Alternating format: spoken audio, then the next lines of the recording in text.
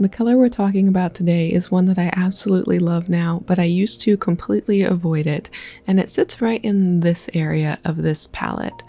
Can you tell what it is? You want to take a second to guess? It's phthalo blue. This may sound a little surprising, as phthalo blue is a staple in almost every watercolor palette, but I used to avoid it. I didn't like it. I kind of was afraid of it, and I use it very infrequently, especially when I would be putting together like custom palettes. I would always opt for other blues like Indanthrone blue or cobalt teal, even French ultramarine and indigo. I didn't realize how much that was limiting my mixing range by not including a blue like this that sits a little bit closer to green. But I guess I was sort of in a bit of ignorant bliss at the time, as even though I wasn't using phthalo blue that often, I was still really happy for the most part with what I was doing. For the piece I'm working on today, I am using a ton of it. I started with a very loose wash and a little bit of a sort of underpainting to establish some values, but it was very loose early on, and I focused on this color very heavily, mixing it with one of my favorite reds to get some variety in hue as well as variety in value.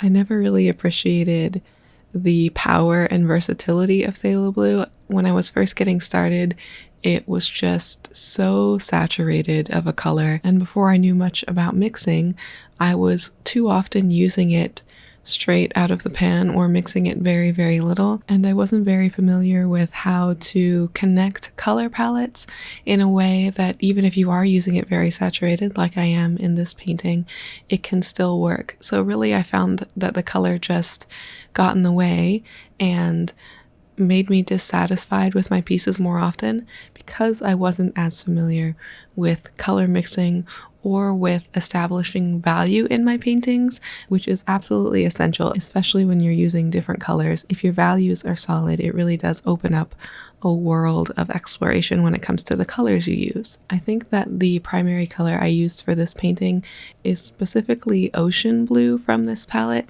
I'll put the pigment information up on the screen so you can see. It's phthalo blue and a combination of one other pigment that I can't remember off the top of my head, but you know what it is now. And I really, really love the unique properties of this color because of how the blues and greens can separate when you add more water and you have like wetter mixes.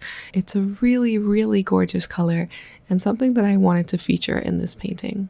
I painted this piece specifically for the mini prints for the month of March, and at the time of publishing this video, there are still a few days to sign up. If you would like to get this mini print, you just have to sign up over on Patreon before March 1st. I'm really excited to print this one and send it out to my patrons. And while I'm really happy with how the piece turned out in the end and how I was able to approach this color that I absolutely love so dearly now, but that I used to be a bit afraid of, the process of actually getting here was really difficult for me this time around. It's usually around this part of the month when I'm sitting down and brainstorming what I want to do for a mini print for Patreon. You may have noticed some of my thumbnail sketches in the very beginning of this video. I was playing around with a lot of concepts and trying to connect with any of them, and I had so much trouble just finding something that I would enjoy making, something that I could see a bit more clearly in my mind as a finished painting. And for whatever reason, it just was not coming together this month. Even when I did the initial sketch for this one, I couldn't see it. And usually when I start and I can't see it, at least have some goal to work towards, even if I don't know what the finished painting will look like, I usually end up with something I'm not happy with. But in the end, this one came together. And in a way, it feels like a very familiar atmosphere to me. As somebody who really enjoys fantasy, who really enjoys like loose watercolors, I wasn't originally intending to make this an elf, but I've been reading through Lord of the Rings for the first time, and as somebody who already really, really loves elves, and even though I tried to resist the urge to let elves seep into my art again, which seems to be a very recurring theme over the years here, it just happened. I just couldn't help it, and at the last minute while I was sketching, this character got pointy ears. I'm not going to be upset about it. I'm not mad. It was very fun, and I really do think the addition of that particular element was essential to this painting, and now it feels like something very comforting and something that I can connect to on a number of levels. I'm really happy with the limited color range.